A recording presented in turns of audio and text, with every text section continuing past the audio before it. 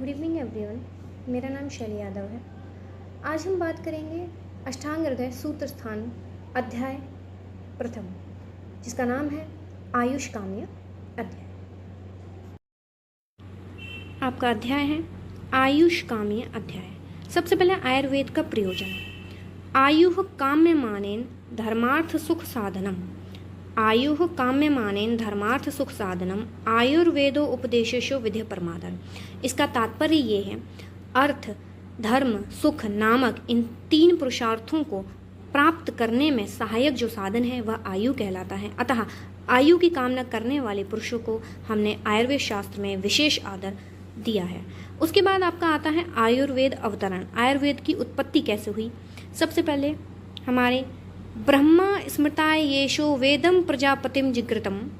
ब्रह्मा स्मृतायो वेशो वेदम प्रजापतिम जिग्रतम स्वश्नुतो सहस्राक्षम सो अत्रिपुत्र आदि कानूनीन ते अग्नि वेशादि कस्ते तू पृथक तंत्राणि ते निरे।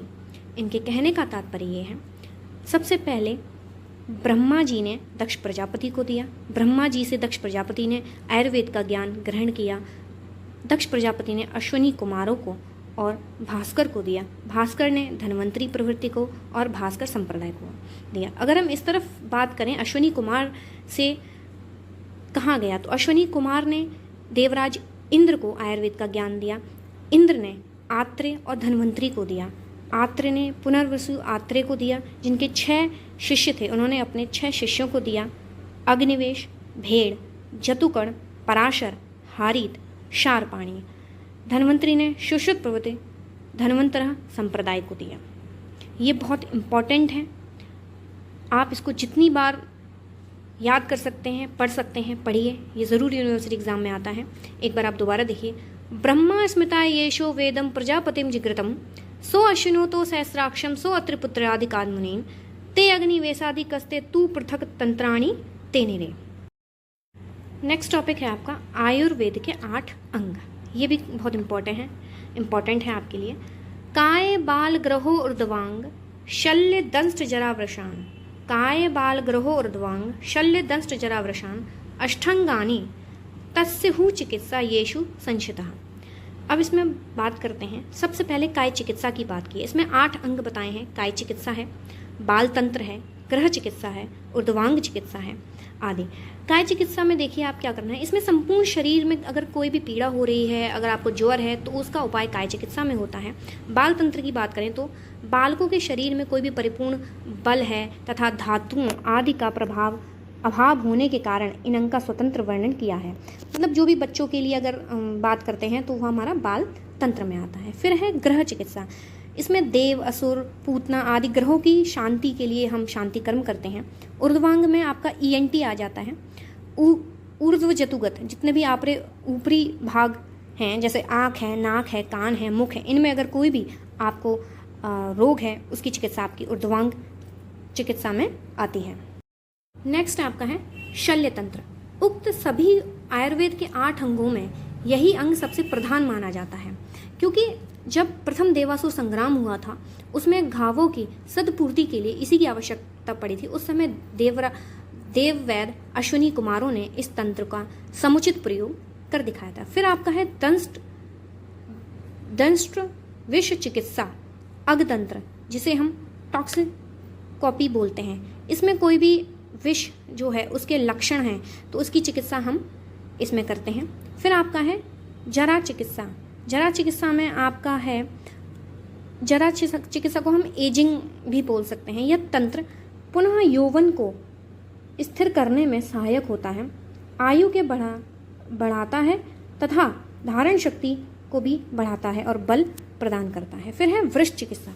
अब वृष चिकित्सा यहाँ पे वाजीकरण तंत्र है। वाजीकरण तंत्र उसे कहते हैं जहाँ पे अल्प मात्रा वाले शुक्र की संतर्पण करना, दूषित शुक्र को शुद्ध करना, क्षीण शुक्र को बढ़ाना और सूखे हुए शुक्र को उत्पादन के उपाय का निर्देश करना।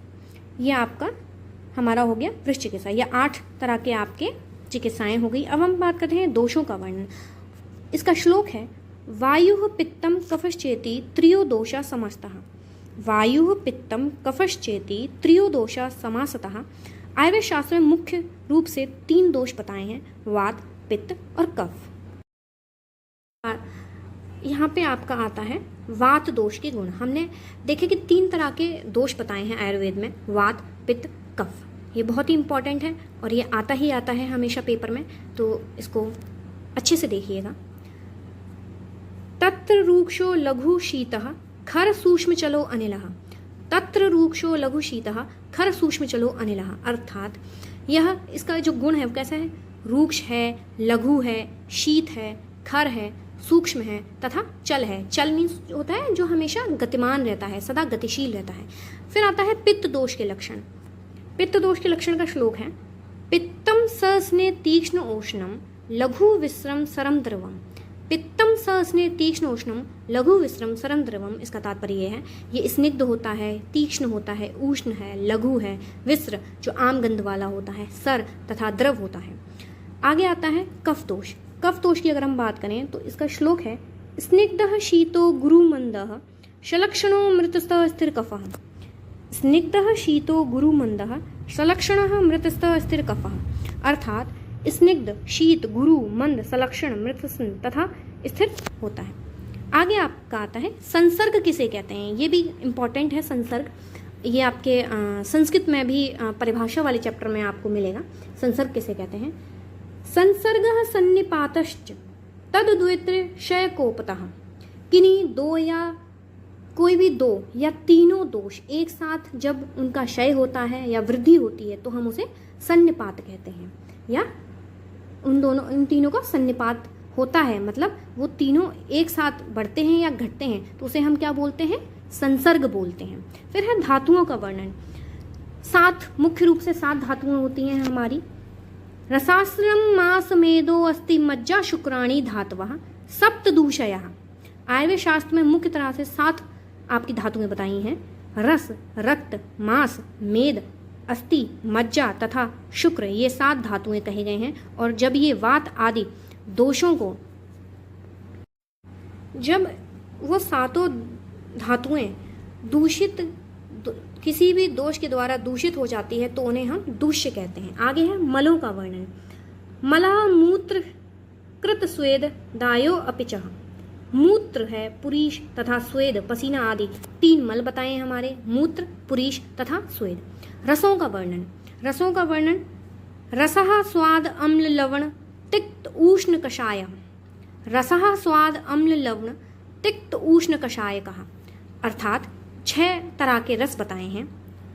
स्वाद मीन्स मीठा, अम्ल मीन्स खट्टा, लवण मीन्स नमकीन, तिक्त मीन्स नीम तथा चिरायता आदि, उष्ण, कटु मीन्स काली मिर्च आदि तथा कषाय। तो कौन कौन से हो गए आपके, स्वादु, अम्ल, लवण, तिक्त, उष्ण, कटु, कषाय। आगे बात करते हैं रसों का वात आदि दोषों पर क्या प्रभाव पड़ता है।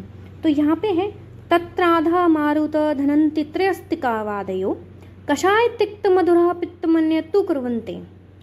तत्राधा मारुत धनंति त्रयस्तिकवादय कफम कषाय तिक्त मधुरा पित्तमन्यतु कुर्वन्ते। आप देखिए, मधुर, अम्ल और लवण, ये जो तीनों रस हैं ये वात दोष को नष्ट करता है। तिक्त, कटु और उष्ण ये कफ दोष को नष्ट करता है। कषाय, तिक्त, मधुर ये पित्त दोष को नष्ट करता है। ये आपके रसों का प्रभाव हो गया आपके दोषों पर।